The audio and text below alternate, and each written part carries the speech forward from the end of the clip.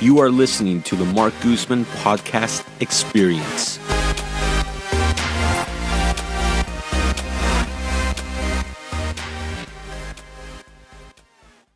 Before we get started, just a reminder that you can find all of my available rental properties on my website at marcguzman.com.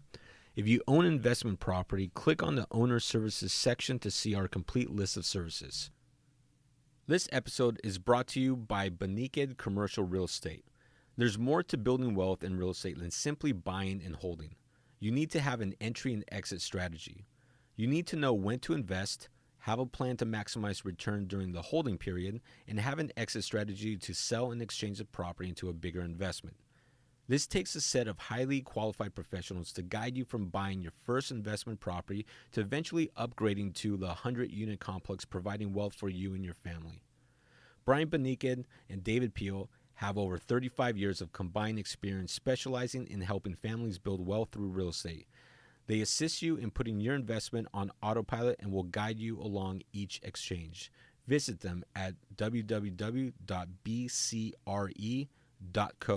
Again, that's www.bcre.co to give your future a jumpstart. Rarely does a week go by when the California housing crisis is not brought up. This week is more of the same, as once again more and more news is coming out regarding Bay Area residents leaving the Bay Area, citing the high costs and lack of housing availability. Today on Highest and Best, we have Steve Peterson with Infinity Investments. For the past 10 years, Steve has been one of the more involved real estate professionals in the Bay Area market. We ask him why he thinks residents are being crunched out of the Bay Area, as well as what can be done to keep them from moving. We also discuss commercial real estate, as well as his involvement with the California Association of Real Estate Brokers, which seeks to provide opportunities for minority brokers and home buyers. So, Steve, thanks for coming on to the podcast. Thanks for having me, Marc. It's my pleasure. So I'm excited for this because you're in a completely different field of real estate that many people really are not exposed to. Many people are exposed to just home buying, home selling, and that's it. Yeah. That's their real estate experience. I've gotten to know you a little bit more recently, and you do commercial real estate. Yeah.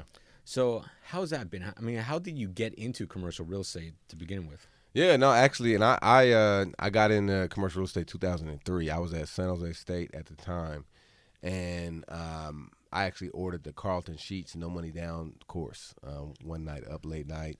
I remember that. Oh, man, that's what got me going. And then what I figured out at the time I was studying finance, I just gravitated towards apartment buildings more than single-family homes as I was reading and studying, and that's what I said that's what I wanted to do. So I started, my first deal was a 6-unit deal building out in Pueblo, Colorado, and so I've just been doing apartments ever since, man. And it is a different animal.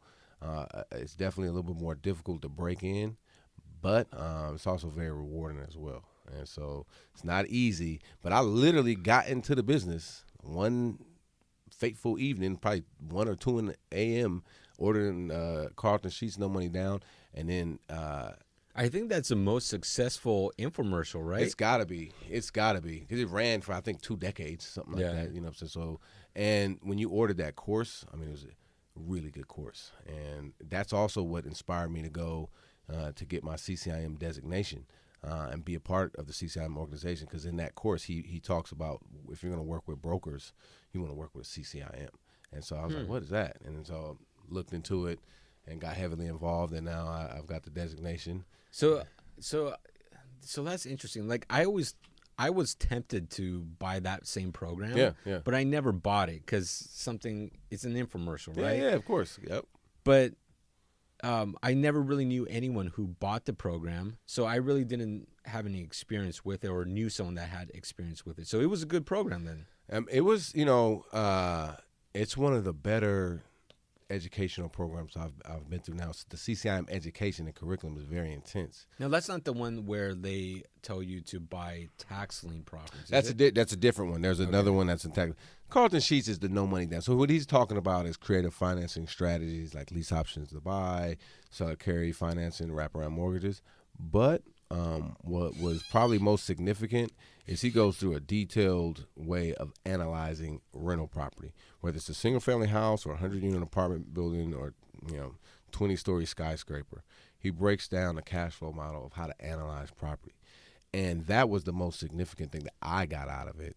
Obviously, also learning how to structure creative deals and find deals, but learning how to analyze properties because in apartments and any type of commercial real estate, the income determines the value. Mm-hmm. And if you mess up on a couple of line items, it could be devastating. So that's what that course did. And then fast forward to my involvement with CCIM, it's like that's the Carlton Sheets course on steroids, because when you go through CCIM course, it's like a 1-week course, but it's really like a full semester MBA level course that they squeeze into 1 week, and it's all about commercial investment real estate analysis. So to get CCIM, it's not multiple classes; it's all crammed into 1 week. No, it's yeah, good question. It's multiple classes, multiple 1-week classes, and there's an intro course like a 2-day.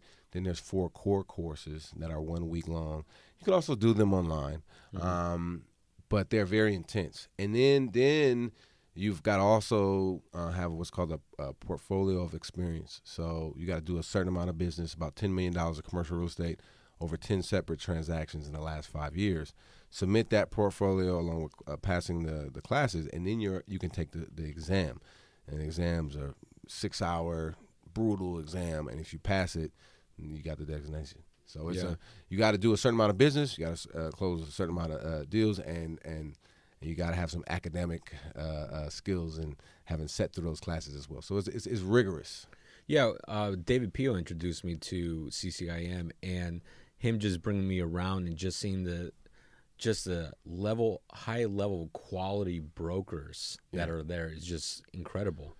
It is, man. It is. And these are people that are selling, that are heavy big hitters like yourself, but that are super experienced and know what they're talking about. Right, and that's key, man, because a lot of brokers who are top producers may not understand. Because a lot of times if you're good at sales, man, you can sell anything, especially nowadays with the internet and marketing, all the different tools you can do. So you can sell anything. When it gets down to the nitty gritty of the meat and potatoes of any type of transaction, that's where a lot of the CCIM education comes into play, because you're dealing with complex, situations with rents, tenants, potential rents, income, expenses. So a lot of even top producing brokers in commercial real estate still don't know how to drill down to understand the value of a lease, or drill down to understand the net present value of the property today when you look out over 5 years. A lot of that stuff is, people don't know. Mm-hmm. And if you don't go through the process of getting that education and learning it, you're not going to know. And when let's say you're closing a lot of deals, it's difficult to take that time off. So with CCIM, you have people who are making business happen, but also have dedicated the time to get that knowledge so that they can, transact in a way that is really kind of head and shoulders above the marketplace. Mm-hmm. You know what I mean? Now, to be a good broker in the field that you're doing, you have to be really good at math and analyzing numbers, right? Yeah, and you do. And there's a lot of, if you're not, you have to have a basic understanding of it. And then the calculations, there's a lot of systems and programs, out there where, we used to use the financial calculator. Now there's a spreadsheet and you just plug it in, you know what I'm saying? So you don't have to be a math expert. You got to understand the concepts, though. You know what I'm saying? To at a basic level, because like I said, some brokers, top producing guys don't understand this stuff. But you got to at least be able to communicate it.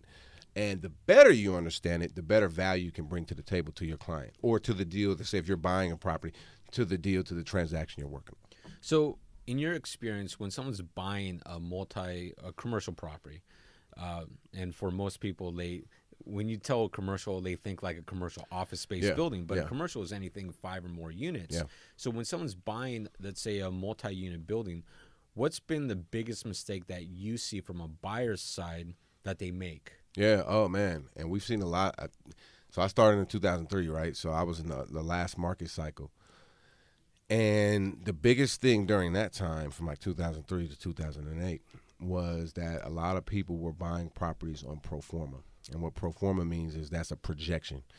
Pro forma, I think, is Latin for the form it will take. So pro forma, right?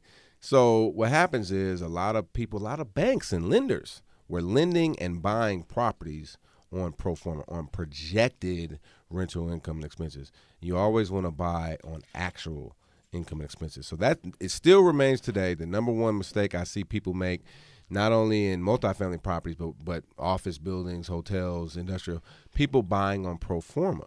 Because and I assume you also see that a lot in rent control cities where they think they could increase rents, but wait a minute, you really can't. There's limits. And I mean that's huge because people think, okay, well this person's paying $500 and I can get them out and I can go now and get $2,500 or whatever it is.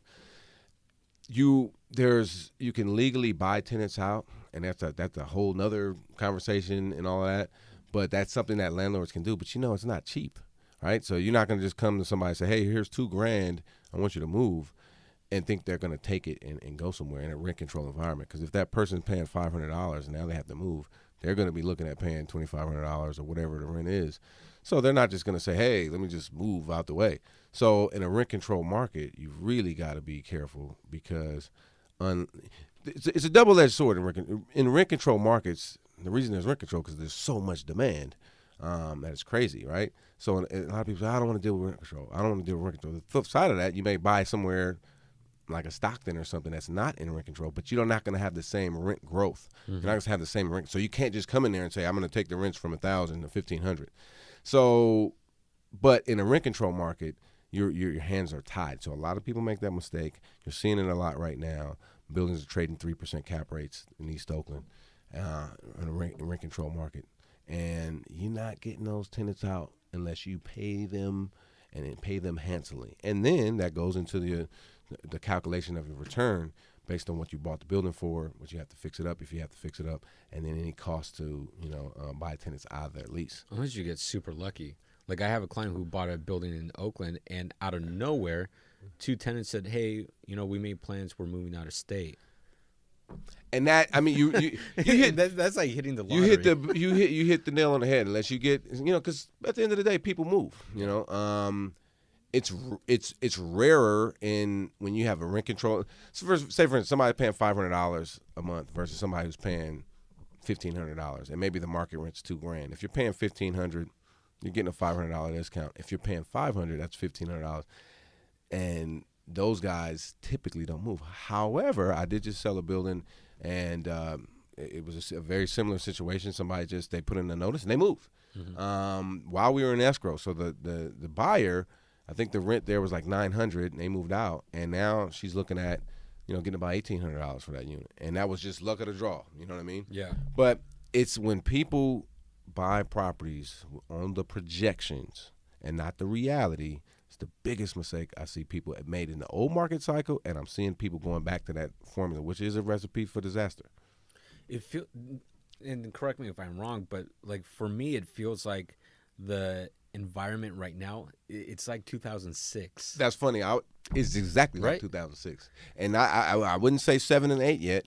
But it's 2006. Everyone's desperate to buy. Everyone's jumping into the market. Yep. They don't care what they're paying. Yep. They're just going in to buy something. Yeah. And it's all the economy's doing good. Jobs reports looking excellent. Everything looks fantastic. That's how it was in 2006. Everything was looking rosy, and then it quickly changed. And I don't think we're in for a crash like we had before. I mean, that was kind of crazy. But at some point, the market's going to correct. That's what markets do. They go up, they go down, they go sideways. They don't stay the same. That's what they don't do. They don't stay the same. So, but when you see in an environment like this, like what you said, people need to buy. If you sell a property or exchange, then you need to buy. But the key is to buy on the actuals and to buy right. And buying right just simply means sticking to your criteria. Whatever you set up, I'm going to go buy and I'm going to do this. You got to kind of stick to that. Because if you don't, you're taking a big risk. If the market corrects in a couple of years, you could be in a bad spot. If the market keeps rolling like it is forever, then you'll be fine. But the reality is, it just doesn't happen like that. At some point, it changes, and I think you hit the nail on the head. It does feel like 2006, exactly like 2006. So I just got this question this morning, and for many people that don't have a commercial property, they don't own anything over 5 units, they're not quite sure. They're a little timid in jumping into it because they're just not quite sure how that entire process works. Yeah. But one of the common questions I get, and I literally just got this maybe an hour before you came onto the show, is how much down payment do I need to purchase a building? And you hear a lot of people say, oh, 25% down payment. Yeah.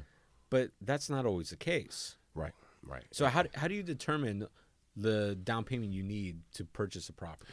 That's a great question, and it does depend. It depends on a few things, the cash flow of the building being number one, because banks are going to look at a property and underwrite it based on the debt coverage ratio. The debt coverage ratio for commercial properties is very similar to the debt-to-income ratio for residential properties. In fact, it's pretty much the same thing. The difference is in commercial, you use the income from the property as the primary source of qualifying. I mean, in fact, that's what you use. You're not using your personal income. It's just the income from the property. In a residential, like a fourplex or something, they'll look at your personal income, and I think they'll give you 75% of the rents in the building. But in commercial, it's all on the building. So that a bank may say, hey, we'll go up to 70 or 75% loan to value, right? Which would mean you'd have to put 25 to 35% down. But if the numbers aren't strong enough, they'll come back and say, well, we could go up to this amount, but we only can give you 60% loan to value. Therefore, you have to put 40% down. So the first thing that would be based on the debt to coverage ratio. Debt coverage ratio. Yep. And so if the income is, and we're talking about when we say income, the net operating income. You collect your gross income, you pay your expenses, and what's net is what you pay your mortgage payment with. And that ratio, right now, lenders, the most conservative lenders or most aggressive lenders, let's say, are at a 1.17 debt coverage, which is tough. Which is good. I've seen a couple lenders at 1.225 debt coverage. That's tough to get to because the numbers have to be really, really strong to get to 1.225. 1.17 is a little bit more realistic for the Bay Area. Mm-hmm. But it's something with the 1.17 coverage. Most banks are not going to want to go over 65% loan to value, which means 35% down is what you'd need. And so I'd say as a typical rule of thumb in the Bay Area, 30 to 35% down is what you're going to be looking at, and you may have to go 40% down if you're in an Oakland or San Francisco or San Jose Peninsula type area where the cap rates are really low, like a 4% cap rate or something like that. You got to come in with a little bit more money down. We sold a building last year, and one of my agents in my office in East Oakland at a 3.8 cap. The buyer had to put 60% down. So, wow. You know what I mean? Yeah. Now, that lender goes up to 70%, but on that property, they only went 40%. And the buyer was happy about it because instead of them paying cash, they can get some amount of a loan and then preserve their cash to come in and fix the property up, which they did. So, and I know that sounds a little bit crazy, 60% down, but, in the Bay Area, we see a lot of cash transactions. That's kind of what it is. I would say rule of thumb, though, 30, 35%.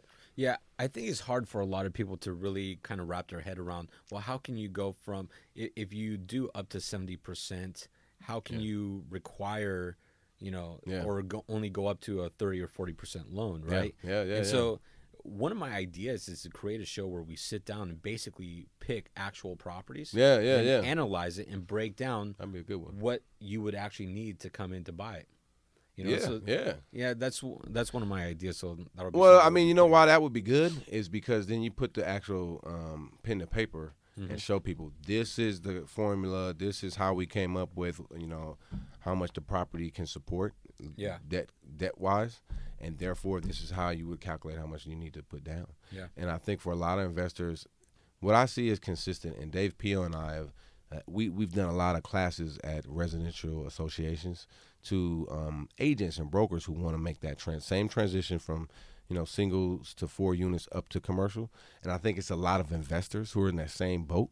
I think that's just they say, hey, I've mastered this single family or up to fourplex game. Now I want to move up, but a little apprehensive, so I need to get the knowledge. And the biggest key to getting people more comfortable, I believe, is getting them comfortable with the numbers. Because when they're comfortable with the numbers, it's real estate's real estate. Whether it's a skyscraper or a little 2-bedroom house, it's still real estate. A lot of the principles are the same. The biggest thing that's different is how the numbers affect the value. Mm-hmm. And so once folks get a clear understanding of that, they get a comfort level of that, then I believe then they can start applying their expertise that they've built up over the years to each situation. But it's just understanding those numbers, which affect a lot of things. It affects the value, affects your rate of return, affects the loan amount, and that's I think the biggest barrier to making that step up into commercial. Now, recently you were on a panel for the Young Professionals Network. Yeah. And I think you did it along with the other panelists, and we had Zulian Morales here on the podcast a few weeks ago. Yeah, Zulian's great. Yeah.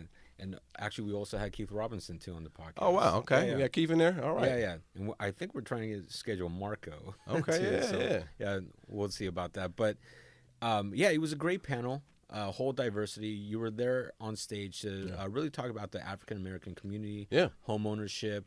So why don't you recap for us a little bit about that event and some of the key points? Because it's really home ownership amongst that community that's a big issue. And I know you're really involved with CAREB and really trying to push those numbers higher. Yeah, and man, absolutely right, Mark. And so this year it's an interesting year for me because I'm currently the president of NorCal CCIM, which is the Northern California chapter of the National CCIM Institute, and I'm also president of the California Association of Real Estate Brokers, CAREB, which is the California state chapter of NAREB, National Association of Real Estate Brokers, which is the Black Brokerage Association. So NAREB was formed in 1947. Blacks and other minorities at that time were not able to join NAR or the respective local associations. So what year could they join? You know what? I believe that was, I'm not exactly sure. I believe that was in the 60s. And I know in Oakland, at least it was the 60s, I believe it was, where blacks and minorities were able to join. I know certainly as part of Fair Housing, the Fair Housing Act 1968 would have squashed any of that. But I believe it was, I believe we were able to join the Realtors before 1968. That's maybe some good research for us to do. I don't exactly know.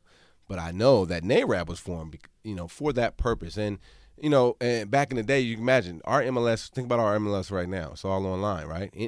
People who, can go to Realtor.com or Redfin and all of a sudden they have access to the MLS. Well, in those days, the MLS was a book, man. It was a list, you know what I mean?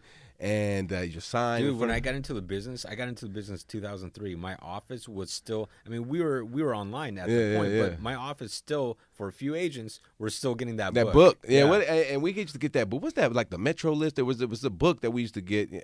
I was like 05, 06. It was still a book. And so in 1940, whatever, you could only imagine, how that was. So if you didn't have access to that book, and you had a property to sell and you wanted to buy, it was, we think inventory is tight now. Think about what it was in those days. So that's what NAREB was formed about. And now, NAREP and ARIA are formed, and there's a much more powerful minority presence in the real estate business. In those days, it was not. And so NAREB was the leader in stepping forward and standing for democracy in housing. And they championed all the fair housing laws and so forth. And so for me, this year is an interesting year because two organizations I care deeply about, I'm happy to be the president about, which is fantastic. It kind of, I don't have much of a personal life this year. All my friends keep asking me, where are you at? I'm like, well, I'm handling business and doing this and that. That's just what it is. And so when I work with CAREB is really, really important to me. I'm born and raised in East Oakland. And what we were talking about on that panel is, diversity in real estate and what are some of the, we have challenges to home ownership in the minority space. All of us, African Americans, Hispanics, and Asians. African Americans has the lowest percentage of home ownership, then followed by Hispanics and Asians. And so we were in the panel. We were talking about, well, why is this? How is this? What do we do about it? And there's a couple different reasons why. And African Americans and Hispanics are closer in the numbers. And first of all everyone lost a lot of properties in the last market cycle. Yeah. Right? Everyone was affected, for sure. Blacks and Hispanics were affected more. And I mean, we can go into a variety of reasons as to why, when, all this stuff. But a lot of the subprime loans that were made to to blacks and Hispanics, and they were made in areas in the inner cities. And so when the crash happened, a lot of wealth was stripped at that point in time.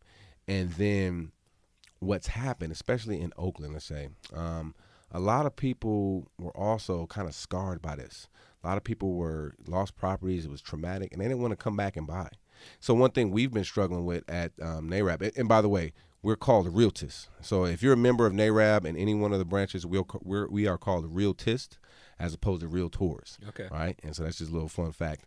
But, So basically the entire trust in the system and in the industry got wiped out. Got wiped out, man. And think about this also as well. And this was heavy in the Hispanic community. A lot of Hispanics and a lot of folks who didn't know what they were signing. But especially in the Hispanic community, I've heard this so many times from good friends and agents and people who are dealing and clients, and they were just like, we just signing away. We didn't know what we were signing. But we were chasing the American dream. Mm-hmm. You know what I mean? And unscrupulous brokers, mortgage brokers, banks, lenders, playing the blame game, in my opinion, is not productive. But setting forth policies and working within the community to develop mindsets is important. And so, the trust, people lost trust in buying a home. People lost trust in the professionals who are helping them out. Nobody trusts the banks. Even the banks don't trust the banks. You know what I mean? Yeah. And so now it's this thing of, okay, now that the market has come back, people love real estate again. Mm-hmm. Problem is, it's so dang expensive to get into the inner Bay Area that a lot of people are priced out. So what we've been doing is the last few years, NARAB has this push of 2 million additional black homeowners in 5 years. That was started in 2016. And a big part of what we're having to do is get in feet to the street, get in the community, and talk about home ownership, the benefits of it, why you should do it, and then talk to people about how do you do it. And the biggest myth that we see is people think you have to have 10 to 20% down to buy a home. Mm-hmm. And that's not true. You can buy a home with 3.5% down plus closing costs, and there's down payment assistance with that. The biggest thing is you have to have provable income. Yeah. So now it's telling that story about home ownership, letting folks know why they should buy, and markets go up, markets go down. Here's responsible ways to buy so that this doesn't happen again. And then, okay, now is the how. How do we go out and do it? And the challenge today that we're seeing, now that I think that the story, the narrative, the mindset is changing, especially in the black community, especially in the Hispanic community, the challenge is how do we get our hands on some inventory in our areas, right? Yeah. And that's a struggle. That's a real big struggle. And so part of like what we're doing at KRAB, we're working on some policies that when properties get foreclosed in the state of California, they would be made available to homeowners a little bit longer. I'm a real estate investor. I'm a commercial real estate, but I think it's important for people to own homes. And what happened in the last market cycle as well is a lot of hedge funds, a lot of big-time investors began buying single-family homes. Typically, they'll stay in the commercial real estate space. Mm-hmm. But they saw opportunity. At the end of the day, they saw opportunity, so they hopped on it. What happens is that priced out a lot of homeowners that were, wanting to get into these areas, now having to deal with investors. And now prices have shot up. So it's very difficult for the homeowner, but it's not impossible. I remember back then because I ended up selling quite a few foreclosures in between 2007 and 2011. And I remember when they came down with new regulation that if you're going to sell foreclosure, you have to give like a 2-week period for homeowners prior to selling to investors. Yeah. And I remember when that came down, a lot of investors was like, him and Han. And my thing, I told a couple clients at the time who were wanting to go. A lot of guys at those times, even apartment owners, were wanting to try to buy 20 and 30 houses at a time. And so they were trying to cut deals with the banks and all this and that. And there was a few properties, individual houses just that would sit. And if something is so beat up, homeowner's not going to buy it because homeowner wants to usually buy something that they can move into and or buy something they can put a little elbow grease in, not want to buy something that they got to completely rehab and tear out the plumbing and electrical. Homeowners ain't trying to do that. but investors are. So like my thing to the investors was like, look, if a house is so beat up and the bank puts it out for homeowners for 2 to 3 weeks and a homeowner don't buy it, that puts you in a better negotiating position because you can then come to the bank and say, well, look, you try to sell it to the homeowners. They couldn't buy it because it's so beat up. Now you need to drop the price to reality and let me take it off your hands. And so that, and we saw a lot of those regulations kind of came in towards the end. A lot of the REOs got snatched up. And now we're in a different marketplace, and it's so expensive. And you living in the Bay, man, everybody's pointing fingers. Oh, I was just, it's the developers making everybody expensive. It's gentrification. It's tech companies. Sam pulled up a very good article where they did a poll, and they were polling people today, who's to blame for the housing inventory shortage, and number one blame, developers. Right. And that's crazy, man. At the end of the day, developers just trying to build more units, housing units, and that's how they make their money. That's how they make their money. But again, a lot of the public don't understand that, and so, I'm in a unique situation in the sense of I run a business, I invest, I sell commercial real estate. But I'm also community focused, you know what I mean? So I see both sides of the fence. So but I know the development process. I know the real estate investment process, and I know what it's like to be a tenant, trying to make a way. And so that's why I say the blame game. See, people blaming everybody else, that accomplishes nothing. And the biggest thing to do is to make a plan and start working on it. And right in the Bay, we got to remember, man, this is like one of the premier places in the entire world, not just in the country. Let's face it, in the world, man. The weather's outstanding, the landscape's outstanding, the economic opportunities are, I don't know where there's a better job situation. I don't know where there's a better place to start a company in sense of what you can build it into, the opportunities. The reality of that, what comes with that is cost, man. Yeah. It's been a housing crisis. I got in real estate in 2003. It's been a housing crisis ever since then, and probably before then in the Bay Area. It's just worse now. It's just worse, And you think about it, it is very difficult to build in the Bay. Regulations, laws, the cost, cost of land, cost of construction, it's difficult. So if we're in Texas, where you could just build and build and build and build and build like they do, the cost of everything wouldn't be so much. But we got mountains and bay and oceans all around us. So you can't just build and build and build. And then the cost doesn't prevent it. So, you have this pent up demand, and then everybody's frustrated, and the finger gets pointed to developers. And then there you go. And, all developers ain't good either. But bottom line is we need more housing units. And like you see what's happening in San Francisco. They built all them units over there. The rental market has cooled off significantly in San Francisco. And in fact, I've had people tell me that they've seen rents come down as much as 5% in San Francisco over the last year or 2 years because they built. Usually trickles out this way, too. Oh yeah, it's coming. And you see it in Oakland. I think there's 14,000 units in the queue. When those units all hit, what's going to happen to rents is they're going to go down. Because you have now more supply, right? And then there's demand for it, but it takes time to absorb. The rents the developers thought they was going to get, they're probably not going to get, by the time they get finished. And that's just how the cycle works. Yeah. So, versus blaming folks, we got to get active. And that's what, like at the Realtist, that's what we're doing. That's why I was on that panel, trying to get the word out to folks, brokers, agents, people in the community, the importance of home ownership, but not just home ownership, investment property ownership. Because you put yourself in a position of ownership, it makes it very difficult for you to get pushed out. If a landlord wants to come in and renovate the building or raise the rents or whatever, if you own your place and you take care of your business, very difficult for you to get pushed out of anywhere, number one. And then number two, you benefit from all the growth that's going on around. If you just rent in a unit, you're not benefiting for that. So now you are frustrated, And so, like, the whole thing is, like, get together, get a plan, work your plan, be a part of what's going on in the Bay Area. Don't just allow yourself to get pushed out. But I think I read something the other day. It said something like about 40-something% of the people in the Bay Area are planning to move. And they just announced that. I heard that on the radio today, too. Yeah, it's crazy. Yeah, they said 46% of Bay Area residents are planning at some point in the future to move out of the Bay Area. But I think that's been the case. Yeah. for so many years because it's expensive to live here. That's right. And so everyone's like, oh, yeah, I can move to Texas. Right. Okay. Will you? And what you going to do in Texas? Because everything's relative. Yeah. The money you're making here, you ain't going to make in Texas. Now, that depends, right? If you got a technology company and you got the same. Well, yeah, you can always nitpick certain cases. But the majority of the case, I sell real estate. If I pick up and move and I get paid on a percentage basis, right? 3%, whatever it is. On my average sale price about $1.1 million, right? If I go to Texas, I'm selling apartment. That's not going to be my average sales price. I'm selling mid to small size apartment buildings. My average sales price is going to be $500,000. So I'm going to take a 50% pay cut as soon as I move out there.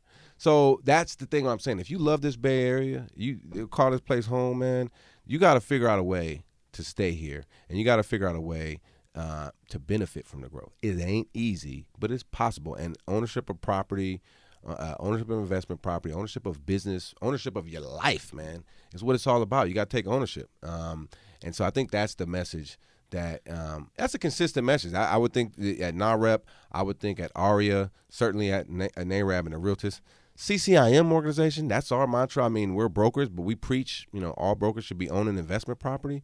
It's putting yourself in that position of ownership. And the actual material ownership only comes after you set your mind up as hey, I'm going to be an owner, I'm going to be an entrepreneur, and it may take years to materialize, but you got to start somewhere. Yeah, the biggest reason that was cited was really for the high cost of housing. Yeah. And again, you go back to an affordability problem, but is it affordability problem or is it an inventory problem? Yeah. I saw the economist Chris Thornburg just recently over in Walnut Creek, and he's like, look, it's not an affordability problem, it's a inventory problem. Yeah, I would and that's agree. causing the illusion of an affordability problem. No, I agree. And actually there are I just I saw a duplex, not my listing, but I saw one yesterday for like $400 something grand. I sent it to a client in East Oakland, and I'm sitting here saying, hey, this is the Bay Area, this is the big leagues, but you can buy a duplex for $500,000. That's actually a real decent price. What happens is that's one out of however many, man. There's not enough inventory. There's more buyers than there is inventory. It's been like that probably since like 2012, 2013 for sure. But, when the market was down, right? When you could buy a house for $100,000 in the East Oakland, you could buy some Oakland Hills for $500,000. I was selling homes in Richmond for $18,000. Now, I remember at the same time people saying we got the same housing crisis. You know what I mean? Mm-hmm. But and you couldn't convince people to go and buy a house. I mean, some people did, but I'm just telling you. I mean, I was, Richmond a house $18,000. I remember Victorian and West Oakland I was trying to sell for $119,000. People didn't want it, and so but quickly that shifted in about 2012, 2013. There's more buyers than there is inventory, and so of course, it's gonna feel like you're in this maze of unaffordability and impossibility because you keep going around and around. Everybody's fighting for the same thing, and so then the price gets jacked up. We need more inventory at the end of the day, Now, you said something interesting a few minutes ago about rents in San Francisco dropping by about 5%. Yeah. And I'm glad you brought that up because I recently, just last weekend, I interviewed for a 15-unit building in San Francisco, right by Golden Gate Park, too. Oh, wow. Like a nice area. And they were asking me about rent prices in San Francisco. And I told them, look, you're not competing. And there were, in that little area, there's a lot of rentals available. Wow. But here's the thing. I told them, you're not just competing with the other competition here in San Francisco or other neighborhoods in San Francisco, but you're competing with the East Bay. Yeah. And right now here in the East Bay, and especially in West Contra Costa or Pinole right here where we're at, probably 70% of all the tenants coming out here are from Oakland or San Francisco. That's right. Because they can get more for their dollar out here.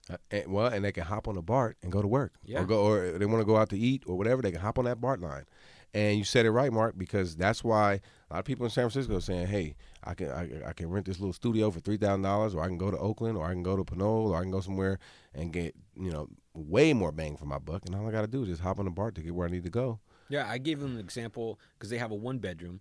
You can rent this for $3,200, but someone looking at this may say, okay, well, I can live in El Cerrito 2 blocks away from BART for a 2-bedroom at 2300, that's a newer, completely remodeled building. I can BART in, Uber over here or right. wherever I need That's to go. right. And you good. Yeah. And you good. And so that's part of what's changing. And the rents are affected by that, and they're coming down. And they built all these new buildings in San Francisco. So, it'll absorb itself out and it'll work itself out. But that's just a good example of probably the hottest rental market ever. And I don't want to say ever. I don't know, Manhattan that well, but I know Manhattan in New York. Manhattan and San Francisco are competing for pricing and availability. So over the last few years, San Francisco is so hot, but it's coming down now. So everything changes. Don't say the same forever. And that's why I think what is crazy affordable today or no inventory, that can quickly change to where there's all kind of options and things are a little bit more affordable. And it does have to do with inventory. Because like in Oakland, when these 14,000 units get completed, at that time, and a lot of those units are hitting at the same time. If you go in Oakland, there's a lot of buildings like in construction at the same time. They're going to hit at the same time. So rents are going to go down at that point. I mean, it's there's just no way for them to go up at that point. They're gonna loosen up.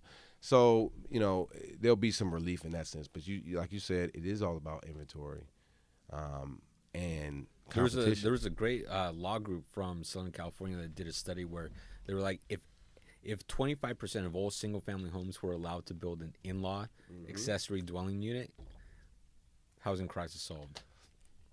I mean, that's a good point. Yeah. And they're in, I think, Oakland and Berkeley, they have passed some recent legislation to help spur that growth. Yeah. We got to get creative, man. We got to get creative. Well, now at the state level, too, they have that new law, and I don't remember the actual law bill or anything, but basically, if you're a developer, you're going to develop within a city or area, as long as you comply to local codes, you're automatically approved. The city can't stop you. Oh, wow. Yeah, and that just went into effect, I want to say, January 1st of this year. Or maybe, I'm pretty sure January 1st of this year. And so the first developer just basically filed a lawsuit against the city for violating this. And I want to say it's Cupertino. Well, that'd be interesting to watch because a lot of the local jurisdictions they just make it very difficult for the developer on top of what's going on with the state and the county and then, all the stuff they have to follow. And the thing about it is, there was a big development downtown Oakland that I was following, and a lot of the community groups came out in opposition to it. And it ended up being more of an opposition to who was building the building than the actual building, right?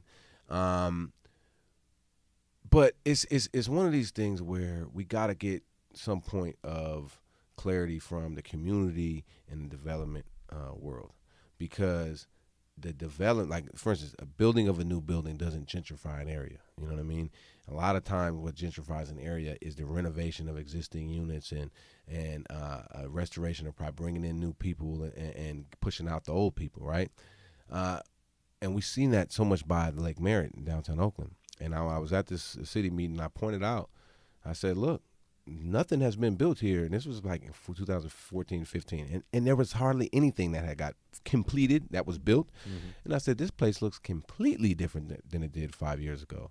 And you guys are sitting here saying it's all the developers. The developer that y'all talking about, they haven't even built nothing here yet. So I'm sitting here saying is these things, these economic forces, what's going on in the marketplace, these things are happening now before these buildings are built. When the buildings get built, people that are coming in have somewhere to go. More people can stay where they are. There's more housing options, and then there's more pricing relief. So it's got to be, but there is a disconnect. And again, I don't want to blame the community, but from people from the community, it's a frustration because you know, hey man, I was paying $1,000. Now the landlord's saying I got to pay $1,900. I got to get out. Most buildings are subject to rent control. Some buildings are not. And so it's a lot more complex. Right. Yeah. Right, man. Yeah. And it's not something that you solve overnight. It's not something that you say, oh, this person's wrong, that person's wrong.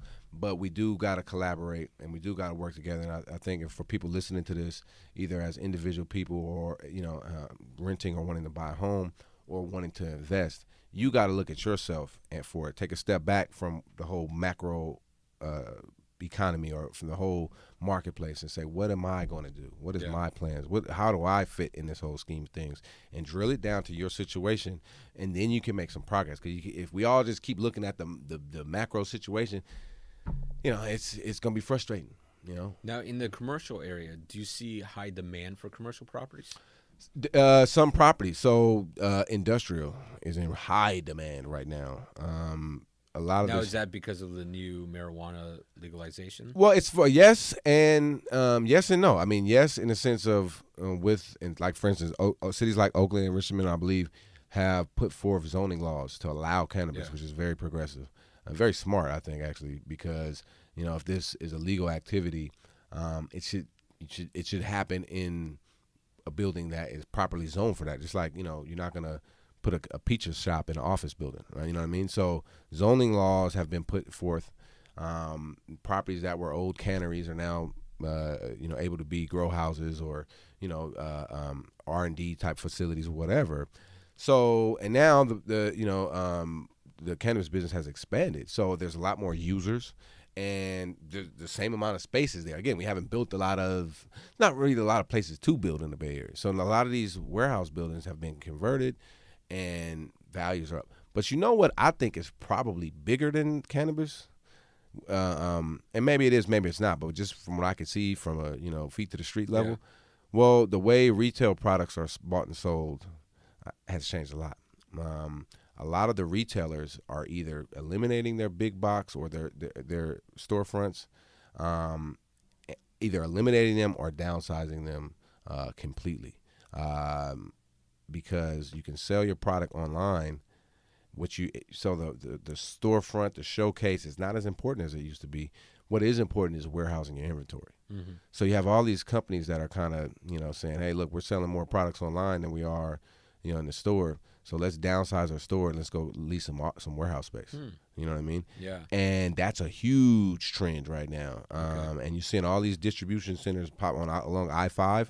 If you drive out to Stockton, you see, and there's like 3 or 4 I can think of off the top of my head, like in the Tracy area, that are just distribution hubs. And because as Amazon and the Amazons of the world and this marketplace are expanding, those distribution hubs and centers, that becomes like key, more key than the storefront was.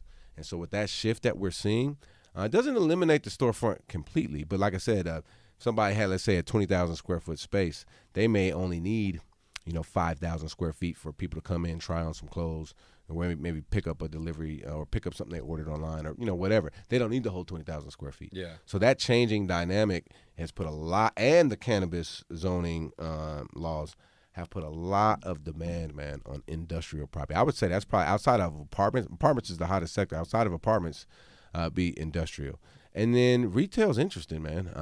It is. Like Hilltop Mall has been around forever, and it's completely outdated. No one goes there. But now they're going to start, I believe, in August of this year, they're going to start remodeling the Hilltop Mall. And their plan, and you could see exactly what you're saying, the trend, is going more away from shops and more toward entertainment and restaurants. There you go. Because you can't, you can order your food in, but you can't, you can't have the same experience like going and sitting down at a restaurant. Yeah. That's an experience. Going to the movie theaters, going out to a nightclub, going dancing. It's that lifestyle retail, you know what I mean? Yeah. That stuff ain't going nowhere. Yeah, and that's exactly what they're going to do with the Hilltop Mall. That makes sense, man. Go grab a beer, go to a movie. It's not the same as online, but it's a shift, man, because you're not gonna necessarily go to Macy's there, or if you do go to Macy's, that store ain't gonna be the same size. So we're seeing that shift, and so that makes industrial properties very valuable. And if you're looking to invest and you're trying to figure it all out, if you can find a warehouse, but that's the key, if you can find it, that is beat up or run down and it's got a cannabis zoning or it's closely located to where a retailer can use the space for their operations. If you can figure that out, how to buy it right and then release it, that could be a huge wealth generator for you. And again, man, if you're transitioning from single families, there's nothing saying that you have to go into apartments. You can go into industrial, you can go into retail. The biggest key, like I was saying at the beginning, is getting that knowledge and understanding of the numbers and in that particular sector so you can make that transition. That's the key, man. That is the key. And you don't have to be a rocket scientist, and that's another thing. A lot of people think, well, I got to have a PhD to go and buy these things.